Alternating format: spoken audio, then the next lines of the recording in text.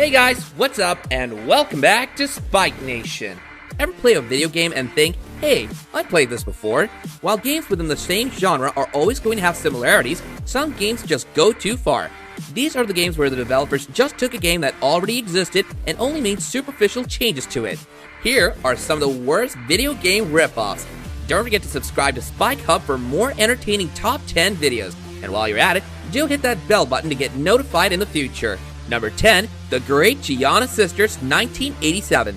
Imagine a game where you play as a sibling who's traveled to a strange land to save someone you love. Along the way, you'll jump on enemies, collect coins, break blocks, and collect power-ups from mystery boxes. You were thinking about the classic Commodore 64 game Great Giana Sisters, right? This game looks and plays like someone took Super Mario Bros. And just put new sprites over everything. For example, instead of Goombas, there are now owls. You still have to jump on them to kill them, however. The only original thing about the game is the music, which is actually pretty great. Unfortunately, that's not enough of a difference to keep Nintendo from having the game pulled from the stores. Number 9, Simpsons Road Rage 2001. The Simpsons Road Rage is a 2001 video game based on the animated television series The Simpsons and is part of a series of games based on the show. It was released for PlayStation 2, Xbox, and GameCube. It's not uncommon for licensed games to play similarly to already existing games. For example, The Simpsons Road Rage is actually just Crazy Taxi with Simpsons characters. Unfortunately, however, Sega felt like the Simpsons game was more than a little too similar to Crazy Taxi.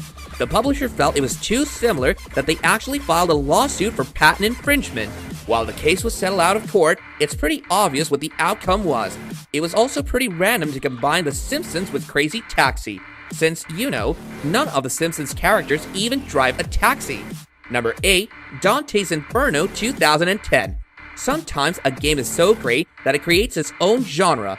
That's what the makers of Dantes Inferno tried to claim when people pointed out how similar the game was to God of War. The game takes the basic concept of the classic poem of the same name and it turns it into an action game. An action game just like God of War. Not only does the gameplay look just like God of War, even the design is similar. Both games take classical literature and characters and reimagine them in a very mature tone. The only major difference is that the game uses the Greek gods and the other game uses Christian lore. Interestingly though, some of the makers of God of War said that they liked the game. They should, it's basically the same game that they've already made. Number 7, Angry Birds 2009. Angry Birds is a 2009 casual puzzle video game developed by n.o.v.a Entertainment, inspired primarily by a sketch of stylized wingless birds. Sometimes, the ripoff ends up being more successful than the original. Everyone recognizes the birds from n.o.v.a's Angry Birds, which is why the game is so successful. What many people may not recognize is that there was a game already released before Angry Birds called Crush the Castle. The biggest difference between the two games is that it isn't adorable to crush a castle using bombs and rocks. If they put some cute faces on those rocks, we might live in a different world. Of course, cute rocks doesn't quite have the same ring to it. Number 6, PlayStation AllStars Battle Royale 2012. Ever since Nintendo released the first Super Smash Bros., the series has been a mainstay on its consoles. It's so popular that whenever a new Nintendo system comes out, everyone knows there will eventually be a Smash Bros. Entry released for it. Sony tried copying Nintendo's success with PlayStation All-Stars Battle Royale. Both games take classic characters from the console's history and have them fight each other. The goal isn't just to drain the opponent's life bar. Instead, players have to do enough damage to either knock opponents off the platform in Smash Bros. Or perform a finishing move in All-Stars. But the biggest difference between the two series is the character collection. Super Smash Bros. Featured classic characters like Mario, Link, and Pikachu, while PlayStation All-Stars contained a bunch of characters that don't even have their own Wikipedia page. Looking at you, evil Cole McGrath. Number 5, Fighters History 1993. Fighters History is a 1993 arcade fighting game developed and published by Data East. It's the inaugural game in the Fighters History series. The main unique feature of the Fighter's History is its weak point system, which allows the player to temporarily stun an opponent by repeatedly hitting their weak point. Street Fighter II is such a popular game that instead of making Street Fighter III right away, developer Capcom just making more Street Fighter II games. There was Street Fighter II Champion Edition, Street Fighter II Turbo, Hyper Fighting, Street Fighter II The New Challengers, Super Street Fighter II Turbo, and a few other Hyper Super Turbo editions. One less official variation on the game was Fighter's History. Why less official? Because that last game was actually developed and published by Data East, who were sued by Capcom, who claimed it was basically the same game. Both games feature similar fighting mechanics and characters. Capcom lost the lawsuit, however, because a judge determined that the similarities were too integral to the concept of a fighting game as a whole. Ultimately, Capcom won in the long run because they're still making great Street Fighter games today, while Fighter's history is, well, just history. Number 4. Super Noahs Ark 3D 1994. The game plays similarly to Wolfenstein 3D, but the graphics were changed to reflect a non-violent theme. Instead of killing Nazi soldiers in a castle, the player takes the part of Noah, wandering the Ark, using a slingshot to shoot sleep-inducing food at angry attacking animals, mostly goats, in order to render them unconscious. The animals behave differently. Goats, the most common enemy, will only kick Noah, while the other animals such as sheep, ostriches, antelopes, and oxen will shoot spittle at him from a distance. Goats are also unable to open doors, while the other animals can. Sometimes developers aren't trying to copy a game for a quick buck. Wisdom Tree was a video game developer that made Bible-themed video games.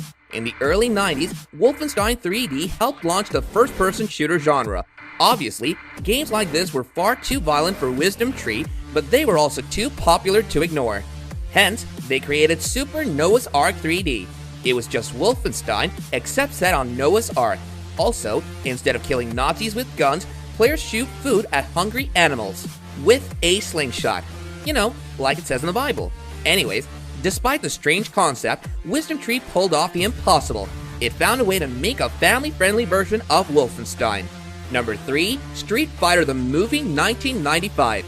Street Fighter the Movie is a 1995 head-to-head fighting game released as a coin-operated arcade game. The game is based on the 1994 live-action Street Fighter movie, which itself is based on the Street Fighter series of fighting games. When a movie is made that's based on a video game, there's no reason to make a video game adaptation of that movie. That's only part of what makes Street Fighter the Movie so strange. The weirdest part about it is that it looks nothing like Street Fighter. Instead, it looks more like Mortal Kombat, using digitized sprites of actual actors. Mortal Kombat was Street Fighter's main competition, and the two series had such distinct styles. Capcom was trying to cash in on the potential success of the movie, which obviously didn't happen. Its 12% rating on Rotten Tomatoes is proof enough of that. It didn't help that Street Fighter the Movie wasn't a very good Street Fighter or Mortal Kombat game. Number 2. Golden Axe Warrior 1991. The game follows a young warrior who tries to avenge the death of his parents by exploring 10 labyrinths, collecting 9 missing crystals, and battling the evil tyrant Death Adder. Players must cross a large world, fight enemies, seek mysterious labyrinths, fight bosses, and obtain the crystals that are guarded by many monsters. Golden Axe was a successful franchise of classic side-scrolling beat-em-up games. For some reason, however, the developers decided to make a spin-off called Golden Axe Warrior that looked and played nothing like any of the other Golden Axe games. Instead, it was a top-down adventure title where the player navigates a large open map and travels to different dungeons to retrieve a bunch of crystals. It was pretty much just The Legend of Zelda, except with Golden Axe characters instead of Zelda characters.